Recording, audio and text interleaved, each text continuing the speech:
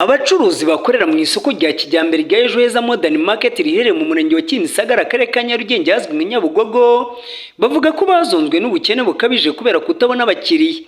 Ngo intandaro yo kubura abakiriya ituruka mu nzira nyinshi zirimo no kutagira igishoro gihagije ngo barangure imari ishyitse, nk'uko Mukasine Eugenie uvuga ko byanatumye abahakorera basubira mu buzunguzayi yabitangarije B+ TV. Ukiriye uri buza gaturuka hariya kubera ko arenye ziri hasi ntabwo ari buzibone.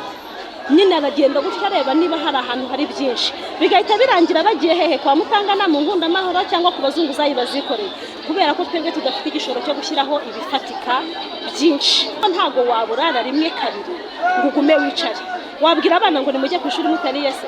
Ese wabwira umwana ngo icara ahangaha ntujye ku ishuri kandi ufite uburyo wakikora gataruka zunguza ukabasha kumubonera amafaranga yo kujya ku ishuri? Nukuvuga ngo rero abagenda babiterwa nuko nta gishoro bafite, niyo mpamvu bitera kugira ngo basohoke bagende, kuko afite igishoro nawe yarangura byinshi akabasha gucuruza. Ariko ntago warangura ibintu bitari bushire, urangura ibintu by'ibihumbi 5 urabishyira ku iseta ntago biri bugaragara. Urumva ko ari imbogamizi dufite ni igishoro. Nyirabimana Nemari nawe n'umucuruzi ukora muri iri soko rikoramo abahoze ari abazunguzayi, avuga ko kubura abakiriya byanaturutse ku bari batuye mu manegeka bimuye kuko wasangaga aribo bahahira mu gihe abifite bahahira mu masuperimarishe no mu masoko ahenze. Abantu batuguriraga bose nta bagihari, twirirwa mu isoko umuntu akirirwa adacuruje. Dukwiye rwose gushyigikirwa cyane, dusigaye tubura n'amafaranga y'umusoro. Abakiriye biragoye kuba bariya bakomeye bafite za alimentation bafite aho bacururiza, biragoye kugira ngo baze muri iri soko ryacu ritoya.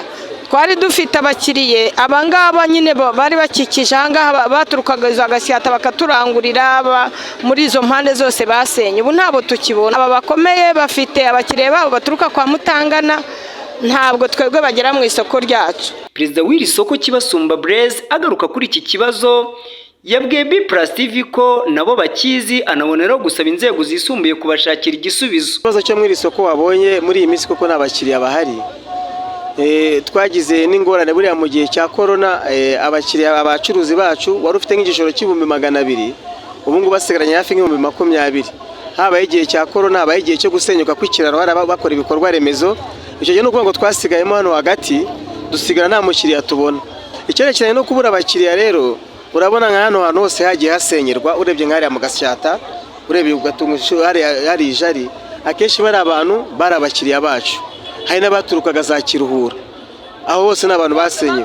Icyo dusaba rero nuko niba ari ibyo bigega bifasha abantu zahora bukungu, twe twamaze kwicara rwose twemeye adresse yacu twarayemeye.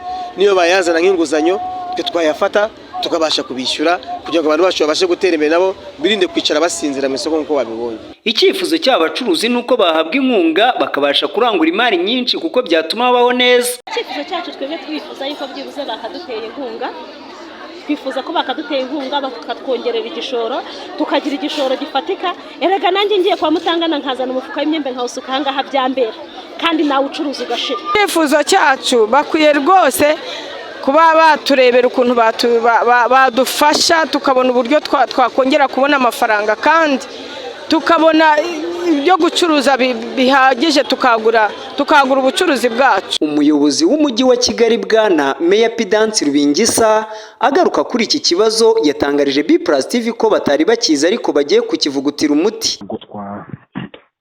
Twakumva umuntu watugejeje ikibazo ngo tuterere iyo turagerayo n'ababishinzwe, turakorana na PSF yo mu isoko, dukorana n'abo bacuruza bafite koperative yabo.